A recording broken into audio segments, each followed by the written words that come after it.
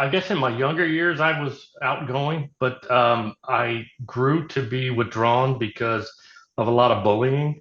Um, and, uh, and that was very hurtful. When did you take your first drink? It was preteens. And, that's something I've seen more death and destruction in my younger years than most people see or would ever see in their entire life. And, I started drinking pretty heavily then. 4 days after my wedding anniversary at 4:20 in the morning, our base came under heavy attack by enemy insurgents. And one day she sent me a message on a computer system's messaging system that she wished I would have died in Afghanistan. So that spiraled me out of control with my drinking. I was dealing with my PTSD. I was on PTSD medications. They weren't working the way they were supposed to because I was drinking. So, how was your relationship with your kids? I was drinking. Was God a part of that at all? I mean, would you reach out to him at all, or was that still you kind of put him in the back seat? Nope. I was reaching for hope at the bottom of a bottle. Have you ever heard this verse? Do not get drunk on wine, which leads to debauchery. Instead, be filled with the Spirit. Ephesians 5:18. Some use this verse to say drinking alcohol is bad. But is it really? I mean, didn't Jesus turn water into wine? Maybe it's not the alcohol that's bad, but perhaps the use of alcohol. Listen to this quote. People who drink to drown their sorrow should be told that sorrow knows how to swim. And Landers. Perhaps alcohol turns wrong when I use it to fill something in my life that's missing. Maybe alcohol becomes bad when I give it human qualities and expect it to provide me with something that it can never give, like hope, peace, and purpose. Alcohol can never give these things. In fact, nothing can. That is nothing but God. What are you trying to fill your life with? Does it give you peace? Does it bring healing to your life? Or does it leave you empty? Ask yourself these questions as we listen to our guest today. He has an incredible story to share, and I can't wait for you to hear it. I'm Eric Hutchinson, and this is the If Nothing Changes podcast. So, hey, friend, why don't you introduce yourself to our listeners? Hi there. I am a grateful believer in Jesus Christ, my Lord and Savior. I am a child of God who has victory over alcohol, and I am currently working on overcoming my lifelong struggles with PTSD, and my name is Chris. Hey, Chris. Well, welcome to my podcast. I'm so excited to have you. Thank you for agreeing to do this. So where did your story begin? I was born in La Plata, Maryland. How many brothers and sisters do you have? I have one sister. She's 4 years older than me. So who were you closer to, your mom or your dad, or were you close to both of them? My mother, absolutely. I was a mother's boy, and my sister is definitely a daddy's girl. So what was it like on a weekly basis at your home? Did you guys have any religion or faith in your house? Did you guys go to church on a weekly basis? Tell me a little bit about that. No, nothing growing up. It was later in my teenage years, after my parents had divorced and my father remarried, my mother remarried. My father and my stepmother went to church, and I would go to church with them. So how old were you whenever your parents split up? I was either 12 or 13. I can't remember exactly how old I was. So that was right in the beginning of adolescence, and Yes. Usually that's a pretty tough thing. So was there any abuse, like dysfunctions, like substance abuse or physical abuse or emotional abuse going on in your family, or did you guys have a pretty happy home life? So my father drank. He still does. I don't hold that against him. We have a good relationship now. But that obviously led to some generational dysfunction on my part. Now, my father did have alcohol. He did have beer in the house, and that was a huge part um, my um, upcoming addiction to alcohol. What were you like in school? Were you type A, outgoing, or were you more withdrawn or reserved? I guess in my younger years, I was outgoing, but I grew to be withdrawn because of a lot of bullying.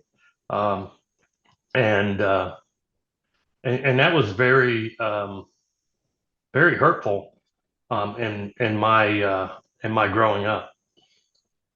I didn't have a whole lot of friends. Like I said, I was bullied a lot in school, and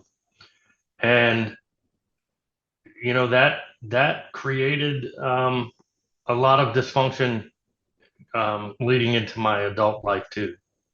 So why were you bullied? Did you feel like that you were overweight or that you had some kind of a tick or something like that? People made fun of you. I mean, why do you feel like that you were bullied? No, I mean, we had we had our cliques or our groups of people. You had the rockers, and then the sports jocks and whatnot. And I didn't really play sports in school, um, and the others, that were the rock and roll guys or whatever, that were into smoking cigarettes, and smoking marijuana, on breaks or whatever. I mean, I did smoke cigarettes in my young years, growing into my adulthood, and that was a bad habit that I eventually got rid of. So did cigarettes lead you into anything else, or did you already, you mentioned that your dad drank alcohol and brought that home. Did you when did you take your first drink? It was pre-teens.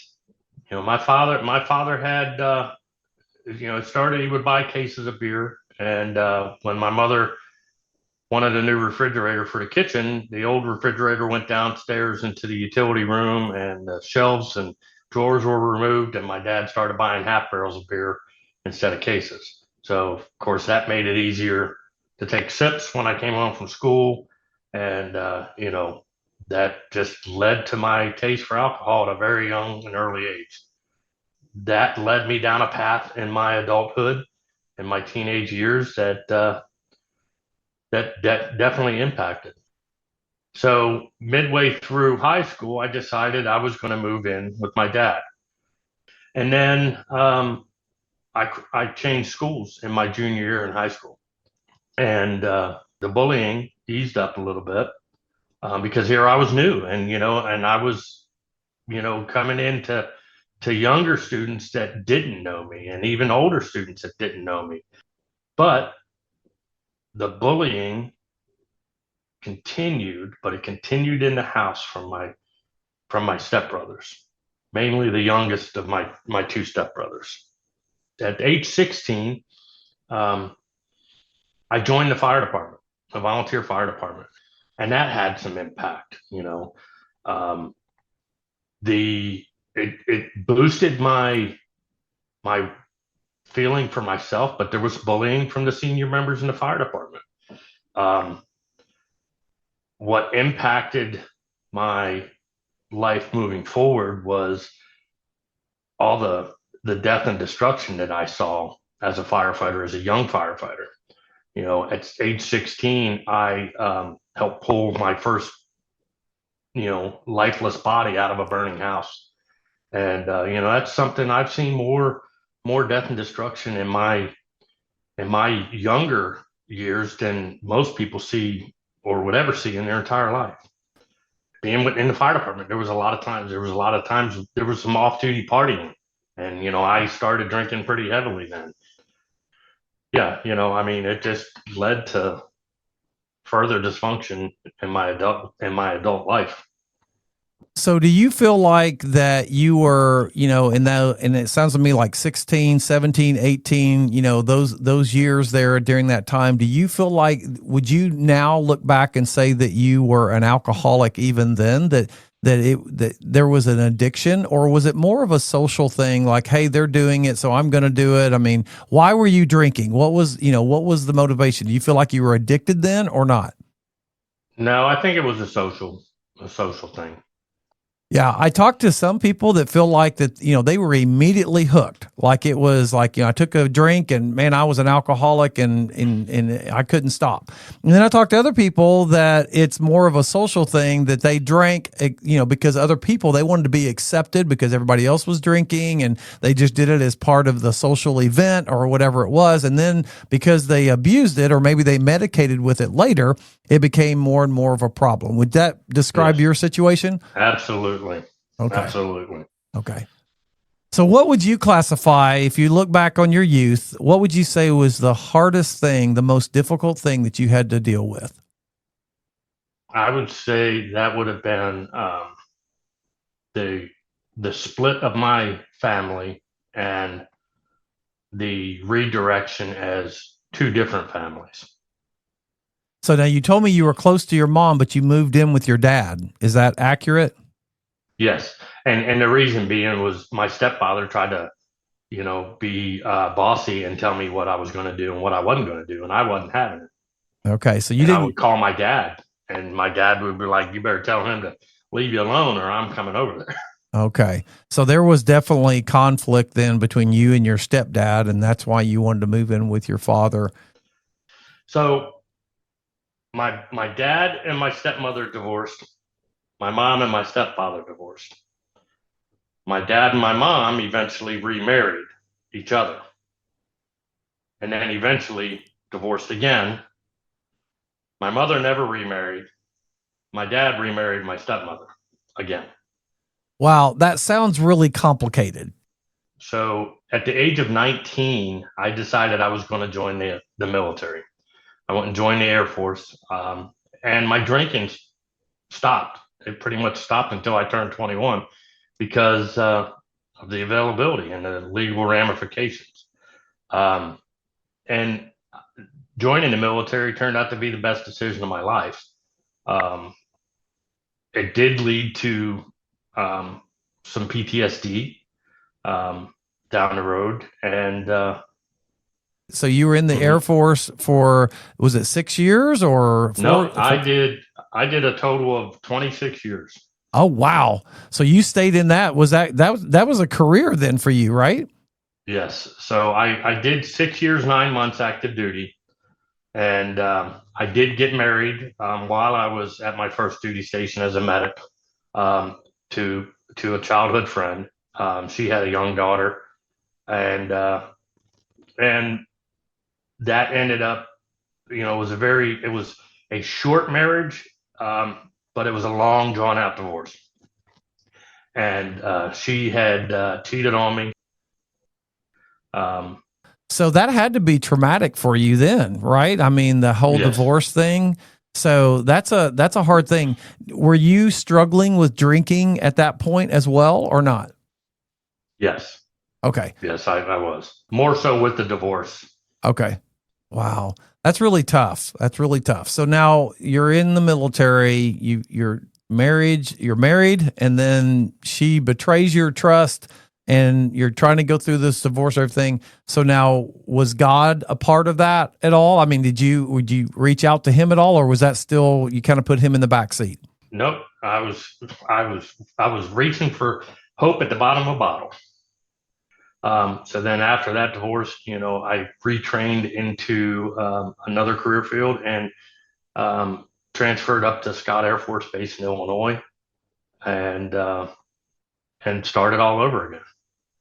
So you said you were a medic, and then you transferred to a different career field. Which career field was it? So so that was called services. At that time, services was food service, hotel management, morale, welfare, recreation, like the bowling alleys, the golf course, anything like that. Um, Mortuary affairs and search and recovery. And search and recovery is much different than search and rescue. Search and recovery, we go out and find what's left. We find remains, not Mm. live individuals. Oh, okay. And deployment happened later, right? Yeah, in 1996, I was deployed to Saudi Arabia um, in the wake of the bombing of Kobar Towers in 1996. So now, at any point during that time, before we get into the, you being deployed, what did you ever think? Oh my gosh, this alcohol thing! I really need to get a handle on it. It's really out of control. Or did you just feel like that was normal?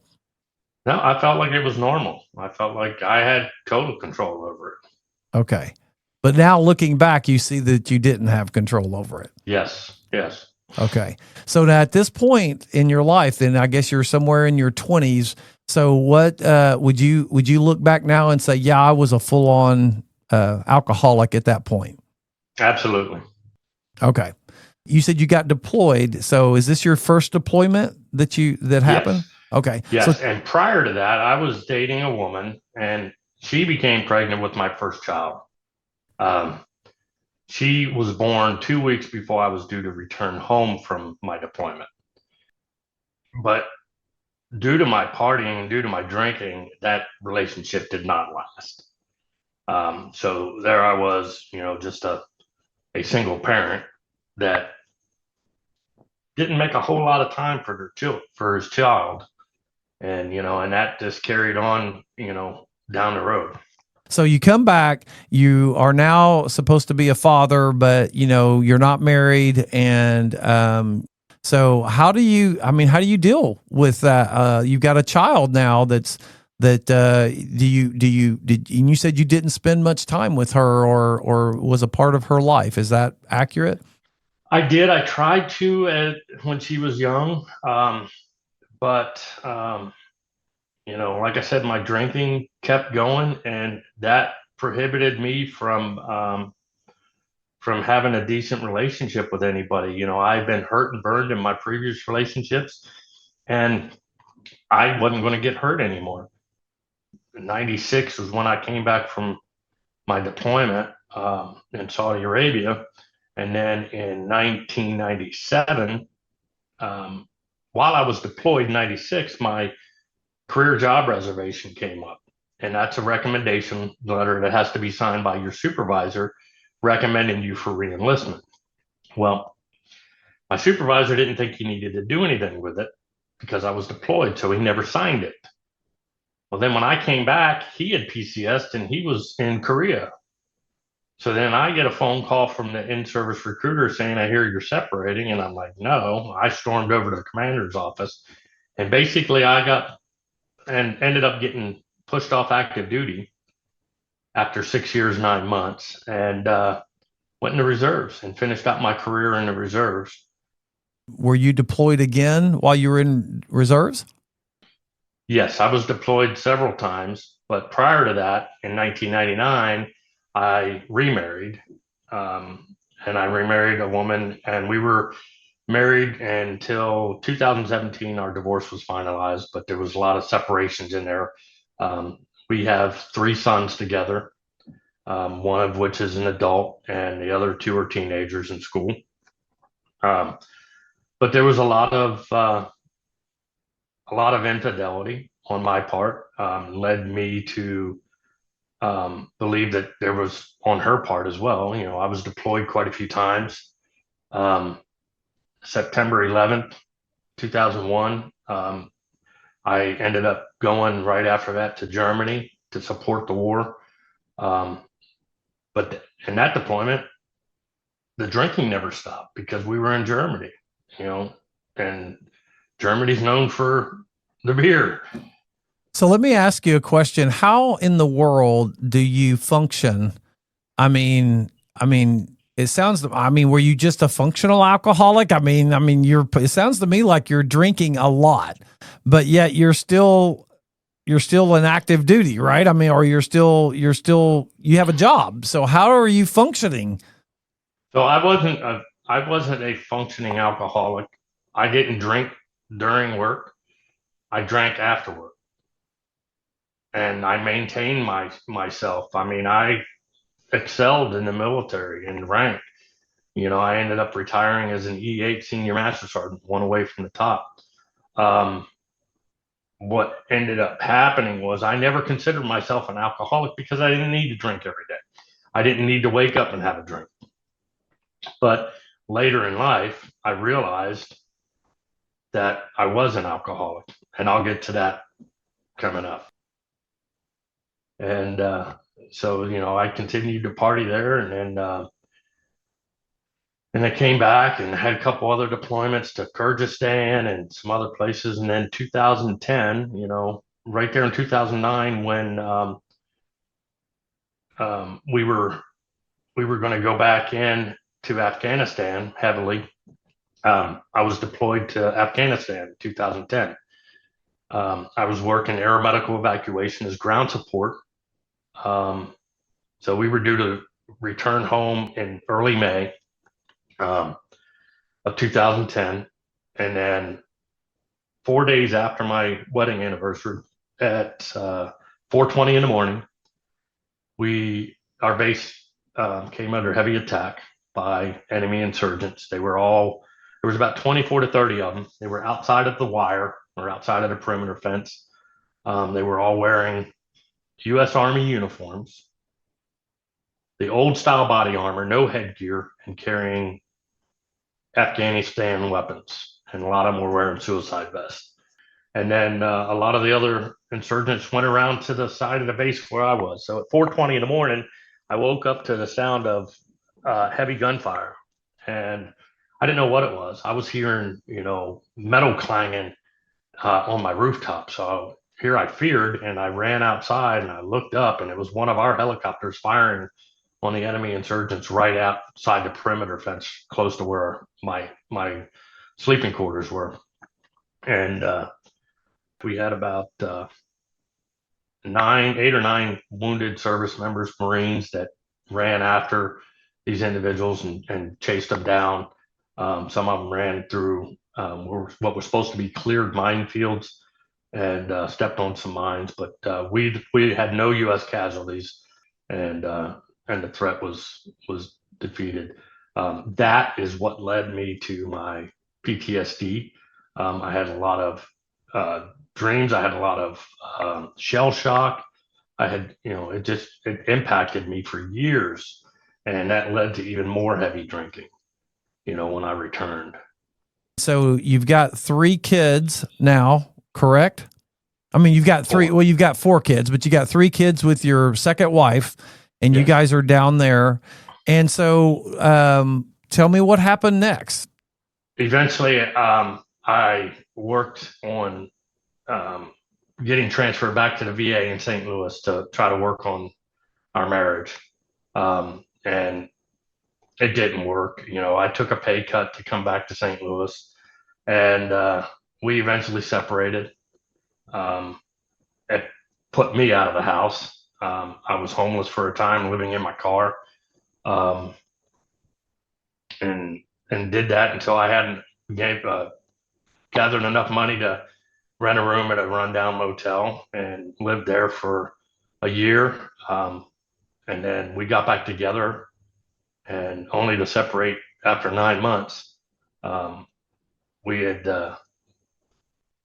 caught her sending pictures to other men, and I confronted her about it. And she said that she didn't try to make it work because she thought she just thought I was going to leave again. And then I got her a job working at the same VA hospital. And one day she sent me a message on a computer system's messaging system that she wished I would have died in Afghanistan. So that spiraled me out of control with my drinking. That put me into some blackout drunks. I was dealing with my PTSD. I was on PTSD medications. They weren't working the way they were supposed to because I was drinking. But I drank to take the edge off. And at one point, I had a VA doctor that had prescribed me one medication, and he never wanted to talk about my PTSD. He only wanted to talk about my drinking and my failed marriage. So he decided he was going to start me on another medication and eventually wean me off the other because I was maxed out. Every time we met, no, we're going to keep you on it. We'll wean you off of it coming up. Well, a year and a half later, I was maxed out on both medications, never even got weaned off of any of it. And I was drinking more because I was just so edgy. And I drank to black it out, to numb it and put it away. And and then I had a reaction at work one day from those medications, and I took myself off the medications and started all over again. And it was shortly after that that I stopped drinking and started letting the medications start working the way they were supposed to. But before I got to that point, I was drinking until I was blackout drunk. My then wife in 2016, she packed up my boys and moved them to Winfield, Missouri. And then she's still working at the VA hospital, and she got sick. She was no call, no show to work for a couple of days. And they reached out to me to check on her. And I sent my mother-in-law to the house to check on her, and she found her in a delirium, half closed, took her to the hospital. She had developed bacterial meningitis, sepsis, and suffered multiple mini strokes. She spent 13 days on life support, 19 days total in intensive care, and just about 2 months total in the hospital between ICU and rehab. And when she was discharged, she was legally deaf. So she had lost her hearing, required cochlear implant surgery. So now it was a whole new thing. So when she got sick, I moved to Winfield to take care of my boys. I was trying to get sober, but my mother-in-law was trying to get me to drink beer with her. And then with the added stress. So then when my wife came home, we tried again to work it out. And eventually it was good for a while, and eventually went right back to the same way it was. I felt that there was other people, and she had a boyfriend at the time who, when she got sick, went MIA and never even contacted her mother or checked on her to see if she was okay. But eventually it led to me walking out for good several days before Christmas 2018. So how was your relationship with your kids? I mean, you come back, are you guys, I mean, are they mad at you? Are they not paying any attention to you? I mean, what's that relationship like? I was drinking and I was absent a lot. And, I would come home and yell at them because they didn't do something their mother told them, or didn't do things the way I wanted them to. And it was not right. So that led to me leaving in 2018, and I walked away. And so I still stayed in Missouri. And then my mom, years prior to, she ended up moving back in with us when we were in Illinois. But I ended up having to put her in a nursing home. My mother had Huntington's disease. So Huntington's disease is like having ALS, Alzheimer's, and Parkinson's all together. So in 2019, my mom was failing. So basically, it deteriorates all your bodily functions, all your organs and everything. My mom passed away on August 12th, 2019 at 4:20 in the morning. So there's that number again, 4:20. And that number became a significant number to me. I wake up periodically at night, and I wake up at 4:20 in the morning. I look at the clock and it says 4:20. And my therapist told me, he says, well, either God or your mom or both are trying to talk to you when that happens. So, my mom was 63 pounds when she passed away. I spent that weekend in the nursing home with her. They put an extra bed in her room, and I stayed there with her until she took her last breath. But that was the hardest part of my adult life, was losing my mom. And I still struggle with it, but prior to my mom passing, I attempted to get sober. I was sober 45 days and decided that I was going to have a beer with dinner, and everything was fine. And eventually it led right back to it.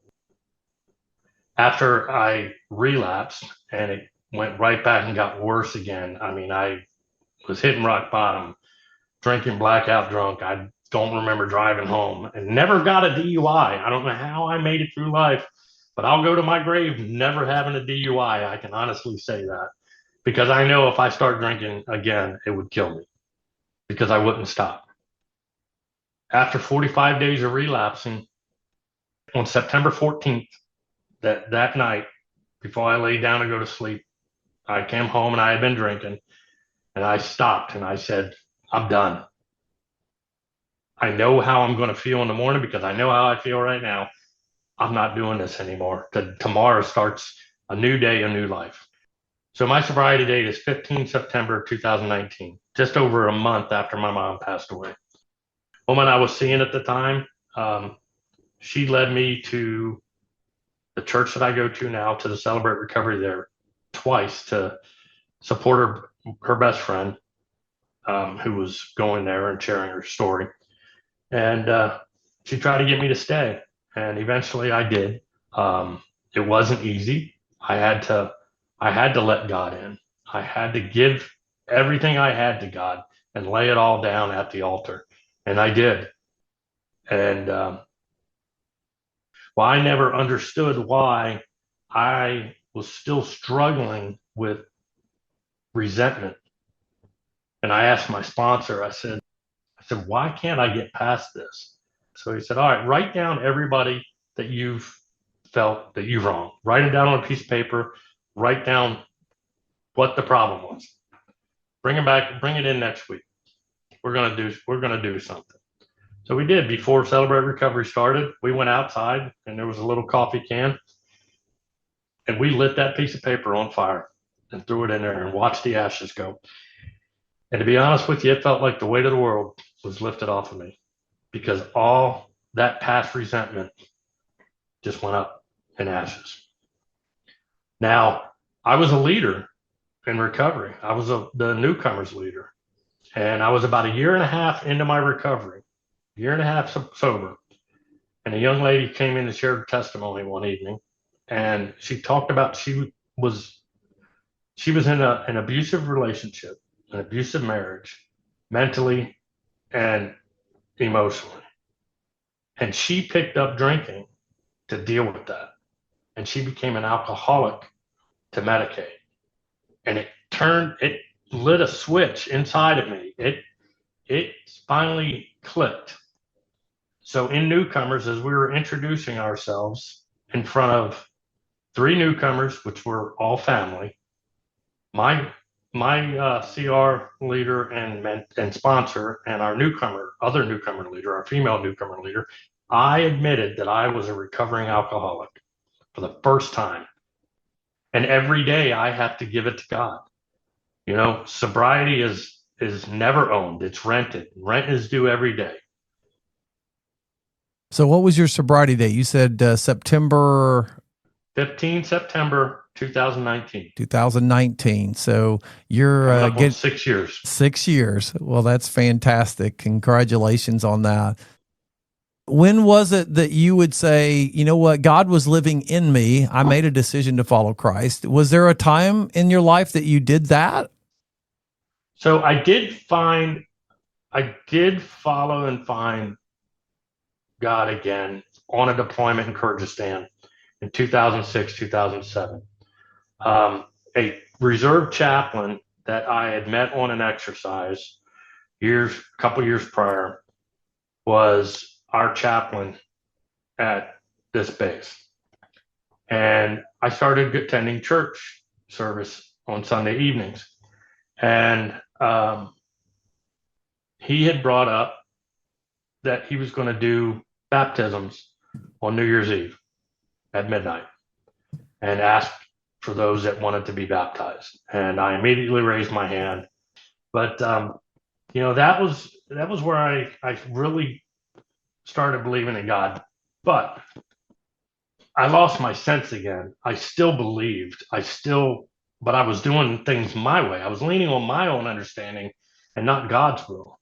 You have to let God in. That's the only way you're going to truly recover and heal is by letting God in and doing it Jesus' way.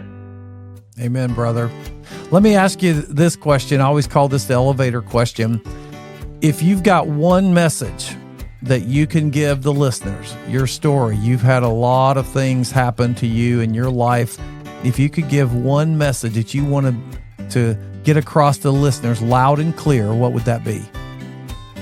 No matter where you are in your life, whether you're struggling with an addiction or you're in recovery, in active recovery, don't shut God out of your life. Let him in. God was there through your entire addiction. He was right there beside you. He was right there with me through all of my struggles. All I had to do was turn to him and take his hand and say, I'm ready to give it to you. Chris, thanks so much for sharing your life change story with us. Hey, if you are listening today and you've been trying to medicate yourself with unhealthy habits, perhaps you are trying to fill the emptiness inside with something that just doesn't deliver. Jesus Christ is what you've been looking for, and he can change your life, just like he did for Chris. However, if nothing changes, nothing changes. See you next time.